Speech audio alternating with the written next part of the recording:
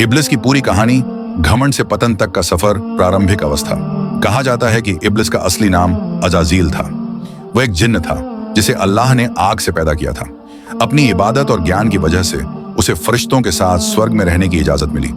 इब्लिस इतना धार्मिक और ज्ञानी था कि फरिश्ते भी उसकी इबादत की प्रशंसा करते थे। आदम की रचना और पहला इनकार। जब अल्लाह ने इंसान हजरत आदम को मिट्टी से बनाने का फैसला किया तो सभी फरिश्तों और इब्लिस को आदेश दिया कि आदम को सजदा करें, सम्मान स्वरूप झुकें। कुरान सूरह अल-बकरा 2:34। और जब हमने फरिश्तों से कहा आदम को सजदा करो तो उन्होंने सजदा किया सिवाय इब्लिस के। उसने इनकार कर दिया और घमंड किया। इब्लिस का इनकार। इब्लिस ने अल्लाह के आदेश को ठुकरा दिया। उसने कहा मैं उससे बेहतर हूं। तूने मुझे आग से पैदा किया और उसे मिट्टी से। मैं क्यों उसे सजदा करूं? उसके इस घमंड के कारण अल्लाह ने उसे स्वर्ग से निकाल दिया और क़यामत तक के लिए शापित कर दिया। इब्लिस की प्रतिज्ञा। स्वर्ग से निकाले जाने के बाद इब्लिस ने अल्लाह से मोहलत मांगी।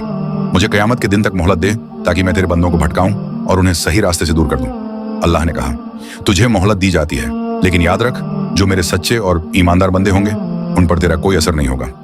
धोखे की शुरुआत। हजरत आदम और हव्वा।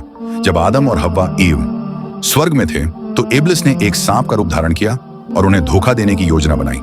उसने हव्वा के पास जाकर कहा क्या तुम जानती हो कि तुम्हें इस पेड़ के पास जाने से क्यों रोका गया है? क्योंकि इस पेड़ का फल अमृतत्व प्रदान करता है। अगर तुम इसे खा लोगी तो हमेशा जीवित रहोगी। हव्वा ने आदम को फल खाने के लिए राजी किया और दोनों ने मना किया हुआ फल खा लिया। उसी क्षण उनकी आंखें खुल गईं और उन्हें अपने शरीर का आभास हुआ। नतीजा, अल्लाह ने उन्हें स्वर्ग से निकालकर धरती पर भेज दिया और इब्लिस को कहा तू मनुष्यों का खुला दुश्मन रहेगा और मैं तुझे और तेरे अनुयायियों को नरक का वादा करता हूं। इब्लिस की चालें और इंसानों की आजमाइश। धरती पर आने के बाद से इब्लिस का एक ही मकसद है, इंसानों को गुमराह करना, उन्हें पाप और बुराई की ओर प्रेरित करना। 1. शक और भ्रम पैदा करना, सही और गलत के बीच संदेह उत्पन्न करना। 2. लालच और घमंड, इंसानों को भौतिक सुखों में उलझाना।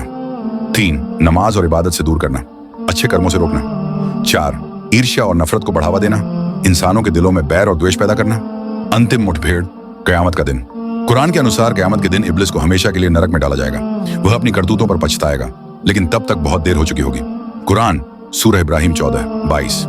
और शैतान कहेगा जब फैसला हो जाएगा तब मैं कहूंगा अल्लाह ने तुमसे सच्चा वादा किया था और मैंने भी एक वादा किया था, लेकिन मैंने उसे तोड़ दिया। मुझे तुम्हारे ऊपर कोई अधिकार नहीं था सिवाय इसके कि मैंने तुम्हें बुलाया और तुमने मेरा अनुसरण किया। सीख।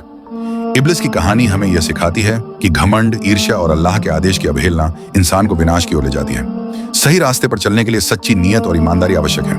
ऐसी और कहानियों के लिए AI24 की स्टोरी को अभी सब्सक्राइब करें।